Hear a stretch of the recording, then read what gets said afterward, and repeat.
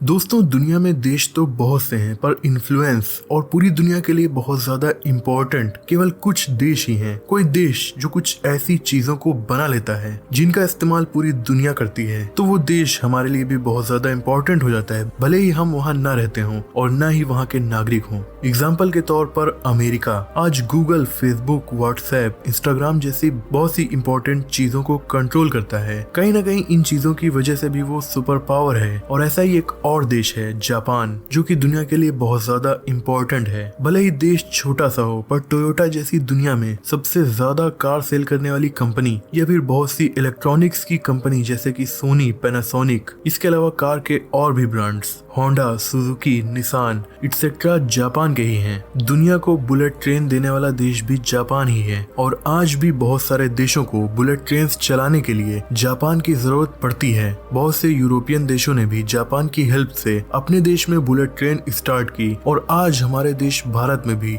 जो bullet train बन रही है उसे बनाने का काम जापान ही कर रहा है। तकरीबन 12 करोड़ लोगों की आबादी वाला देश जापान एक आइलैंड नेशन है और इसका एरिया कम होने की वजह से यहाँ की आबादी बहुत ज्यादा घनी है। जापान दुनिया की तीसरी सबसे बड़ी इकोनॉमी है, सिर्फ चाइना और यूएसए ही इससे आगे हैं। तो इकोनॉमिकल सुपर पावर भी आप जापान को कह सकते हैं। इन सब चीजों से हमें ये पता चल जाता है कि जापान डेफिनेटली इस सदी का एक बहुत ही पावरफुल सिविलाइजेशन है। लेकिन दोस्तों, जापान दूसरी तरफ एक बहुत बड़ी प्रॉब्लम फेस कर रहा है। जापान धीरे धीरे खत्म हो रहा है। ऐसा नहीं है कि उसका एरिया खत्म हो रहा है, बल्कि वहाँ की आबादी घट रही है। और दोस्तों, आबादी घटना आबादी बढ़ने से भी ज्यादा बड़ी प्रॉब्लम मानी जा सकती है। इस प्रॉब्लम से जापान में एक बहुत बड़ी प्रॉब्लम पैदा होती है, यहाँ की आबादी का बूढ़ा होना। जापान सबसे डेंसली पॉपुलेटेड एरियाज में से एक है। इनफैक्ट यहाँ का शहर टोक्यो तकरीबन 3 करोड़ 80 लाख की आबादी के साथ दुनिया का सबसे ज्यादा आबादी वाला शहर है और जापान की 90% आबादी शहरों में ही रहती है। लेकिन यहाँ के ज्यादातर लोग बूढ़े हो रहे हैं। जापान में आपको हर 4 में से एक इंसान 65 साल से ऊपर की उम्र का मिलेगा और ये पूरी दुनिया में सबसे ज्यादा है।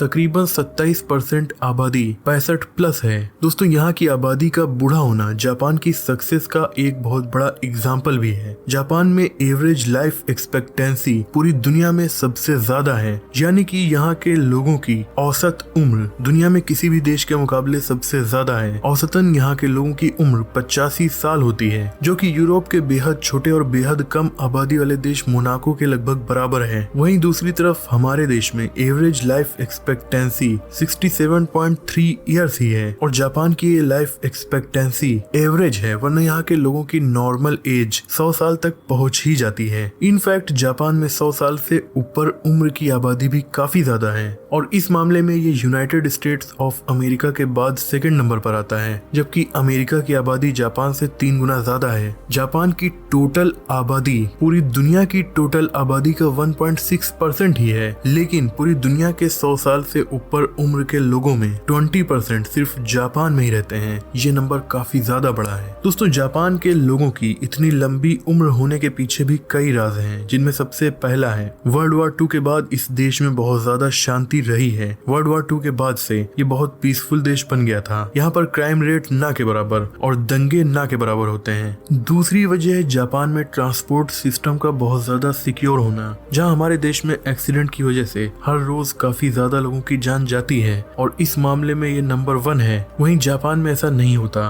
और जापान में ट्रेन्स बहुत तेज चलती हैं। लेकिन आप जानकर हैरान हो जाएंगे कि 1964 में जापान में जब पहली बार बुलेट ट्रेन चली थी, तब से लेकर आज तक यहाँ पर ट्रेन एक्सीडेंट में एक भी इंसान की जान नहीं गई है। जी हाँ, एक भी इंसान की जान आंकड़ों के मुताबिक ट्रेन एक्सीडेंट में या ट्रेन की चपेट में आने से वहाँ नहीं गई है, क्योंकि जापानीज इंजीनियर्स जब बुलेट ट्रेन को बनाते हैं या जब बना रहे थे तो उनके सामने बहुत बड़े बड़े चैलेंजेस थे। जापान का वेदर बहुत हार्श है, यहाँ बहुत ज्यादा भूकंप आते हैं और काफी बड़े तूफान और कभी कभी इस देश को सुनामी का सामना भी करना पड़ता है। तो यहाँ की ट्रेन्स को इस तरीके से बनाया गया था कि वो इस हार्श वेदर में अच्छे से परफॉर्म कर सकें और इतना सिक्योर बनाने की वजह से इन ट्रेन्स को एक्सीडेंट्स का सामना भी नहीं करना पड़ा। इन लोगों की लंबी उम्र में एक और बड़ी वजह है यहाँ की गवर्नमेंट अपने लोगों की हेल्थ केयर पर बहुत ज्यादा ध्यान देती है। दोस्तों जापान में हर नागरिक के लिए हेल्थ इंश्योरेंस करवाना कंपलसरी है। जिस तरह हमारे देश में अपने व्हीकल्स का इंश्योरेंस करवाना कंपलसरी होता है, वैसे ही जापान में हर इंसान के लिए है। और जब भी वहाँ कोई बीमार पड़ता है तो उसकी बीमारी में कितना भी खर्च आए उसका 70% तक इंश्योरेंस कंपनी को ही कवर करना होता है। ऊपर से जापान में मेडिकल टेक्नोलॉजी भी बहुत ज्यादा आगे है।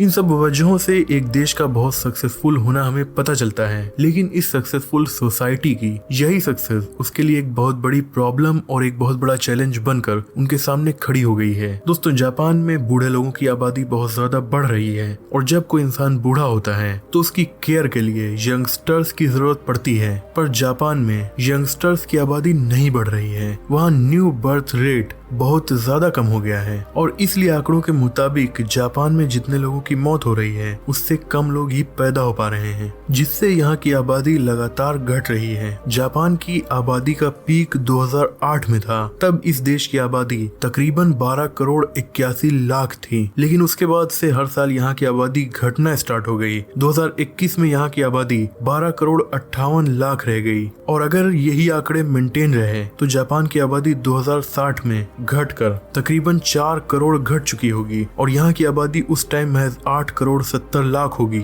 अब दोस्तों घटती आबादी से बहुत सारी प्रॉब्लम्स आती हैं। सबसे बड़ी प्रॉब्लम यह है कि जापान के जो बूढ़े लोग हैं उनकी केयर करने के लिए यंगस्टर्स कम पड़ रहे हैं। और जापान में आज अगर आप जाएं तो वहाँ की जो वर्क फोर्स है, यानी जो लोग किसी भी फील्ड में काम कर रहे हैं, तो उन वर्कर्स में हर 5 में से 2 इंसान रिटायरमेंट के करीब हैं। लेकिन उनकी रिटायरमेंट के बाद उन्हें रिप्लेस कौन करेगा, ये वहाँ के लिए बड़ा चैलेंज है। और प्रॉब्लम यह है कि 2060 तक हर 5 में से 4 जापानीज वर्कर्स रिटायरमेंट के करीब होंगे और जब वो रिटायर हो जाएंगे तो उनकी जगह लेने वाले लोग मुश्किल से मिलेंगे। और 2060 में जापान की 40% आबादी सीनियर सिटीजन्स की ही होगी, तो उनका ख्याल रखने की प्रॉब्लम जापान की सरकार के सामने खड़ी है। इसीलिए दोस्तों इस वक्त के आंकड़ों में जापान की सरकार हर साल तकरीबन 400 स्कूल क्लोज कर रही है। जी हाँ, जापान में इन स्कूलों में पढ़ने के लिए बच्चे ही नहीं है, इसीलिए औसतन 400 स्कूल हर साल वहाँ बंद करने पड़ रहे हैं और उनकी जगह पर हर साल सीनियर सिटीजन्स के लिए नर्सिंग होम खुल रहे हैं। और जापान की आबादी बूढ़ी होने की वजह से जापान के पास पैसों की कमी भी आने लगी है, क्योंकि दोस्तों जब कोई इंसान रिटायर हो जाएगा तो वो टैक्स कैसे देगा। अब आप खुद ही सोच सकते हैं, अगर आप किसी जॉब को कर रहे हैं और आप महीने के लाख रुपए कमा रहे हैं तो आप गवर्नमेंट को ज्यादा टैक्स देंगे। रिटायरमेंट होने के बाद आपको बहुत कम पेंशन मिलेगी, तो गवर्नमेंट भला आपसे कितना टैक्स ले पाएगी। जापान की सरकार के साथ भी यही प्रॉब्लम हो रही है और धीरे धीरे उन्हें मिलने वाला टैक्स घटता जा रहा है और इस वजह से जापान बहुत बड़े डेब्ट में जा रहा है। जापान के ऊपर ऑलरेडी $13 ट्रिलियन का डेब्ट है, जो कि यहाँ की ईयरली जीडीपी से तकरीबन 3 गुना ज्यादा है और इसलिए जापान दुनिया का सबसे ज्यादा कर्जदार डेवलप देश बन गया है। तो दोस्तों कुछ इस तरीके से जापान, जो कि इकोनॉमिकल और टेक्नोलॉजिकल सुपर पावर है, धीरे धीरे कमजोर होता जा रहा है और इसकी कमजोरी की प्रॉब्लम दुनिया भर को फेस करनी पड़ सकती है। मुझे उम्मीद है कि इस वीडियो से आपकी नॉलेज बढ़ी होगी। वीडियो पसंद आई हो तो इसे लाइक और शेयर कीजिए। ऐसे इंटरेस्टिंग टॉपिक्स पर नॉलेजफुल वीडियोस देखने के लिए हमारे चैनल को सब्सक्राइब करके बेल आइकन को प्रेस कर दीजिए। मिलते हैं अगली वीडियो में, तब तक के लिए अपना और अपनों का ख्याल रखिए।